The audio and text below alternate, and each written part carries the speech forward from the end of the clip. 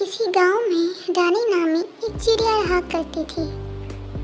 आज सुबह से रानी तैयारियों में लगी हुई थी, क्योंकि आज उसकी प्यारी सहेली चुन चुन चिड़िया शहर से गांव रानी से मिलने आ रही थी। काफ़ी अरसे पहले चुन चुन गांव से शहर चली गई थी और अब पहली दफ़ा वापस आ रही थी, वो भी सिर्फ रानी से मिलने। कुछ ही देर गुजरने के बाद चुन चुन रानी के घर पहुंच गई। चुन चुन रानी से कहने लगी, अरे तुम्हारे यहाँ तो बहुत धूल मिट्टी है, देखो क्या हाल हो गया मेरा। तो रानी कहने लगी, तुम खाना खा के आराम करो, उसके बाद हम दोनों नदी पर नहाने चले जाएंगे। थोड़ी देर आराम करने के बाद चुन चुन रानी से बोली, हाय रानी, यहाँ तो बहुत गर्मी है, मुझे तो खाना भी कोई ख़ास पसंद नहीं आया, ऐसे ही सब्जियाँ ला के रख दी तुमने। हमारे शहर में इससे ज़्यादा मज़े मज़े के और इतने अच्छे खाने मिलते हैं कि तुम खाओ तो तुम्हें मज़ा आ जाए। तो रानी बोली, अरे चुन चुन, गाँव की आबो हवा तो तरोताज़ा होती है, और रही खानों की बात तो हम ताज़ा सब्जियां इस्तेमाल करते हैं, इससे सेहत अच्छी रहती है और इंसान बीमार नहीं होता। चलो मैं तुम्हें गांव की सैर करा कर लाती हूँ। उसके बाद रानी ने चुन चुन को सारे गांव की सैर कराई। चुन चुन ने रानी को बागात दिखाए, जानवर और सारी चीज़ें दिखाई और उसको बताया कि हम लोग सारी ताज़ा और कुदरती चीज़ें इस्तेमाल करते हैं। इस कुएं से हम ताज़ा पानी भर के पीते हैं, जो कि ठंडा और मीठा होता है। रानी ने चुन चुन को अपने दोस्तों के साथ भी मिलवाया, लेकिन चुन चुन हर वक्त अपने शहर की ही तारीफ़ें करती रहती। वहाँ का खाना ऐसा है, वहाँ का मौसम ऐसा है, वगैरह वगैरह। अगले दिन चुन चुन वापस जाने लगी तो उसने रानी को भी साथ आने को कहा। अरे रानी, तुम भी मेरे साथ चलो, मैं तुम्हें सारा शहर घुमाऊंगी और वहाँ के मज़े मज़े खाने भी खिलाऊंगी। कुछ दिन रहकर घूम फिर कर फिर वापस आ जाना।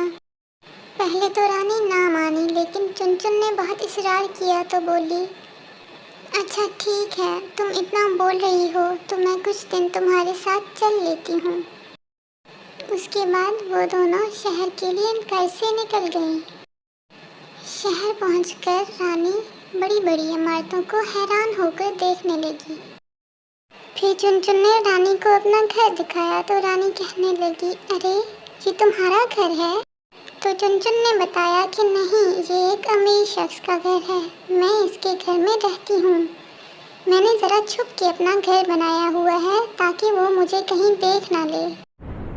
रानी ने चुन चुन के घर की बहुत तारीफ़ की तो चुन चुन बोली, रानी ज़रा आहिस्ता से बात करो। तो रानी कहने लगी, अरे आहिस्ता क्यों? तो चुन चुन ने बताया कि मालिक तो घर पे नहीं है, लेकिन उसने एक खूंखार बिल्ली रखी हुई है, कहीं वो आके हमें देख ही ना ले। फिर चुन चुन रानी को किचन में लेके गई और उसको कहने लगी कि ये बर्गर तुम खा लो, लेकिन जल्दी से खाना। इतने में बिल्ली ने उनको देख लिया तो वो दोनों मुश्किल से जान बचाकर भागी।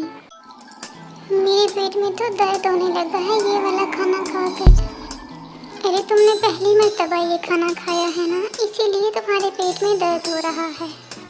अब तुम आराम करो, कल मैं तुम्हें घुमाने लेके जाऊंगी।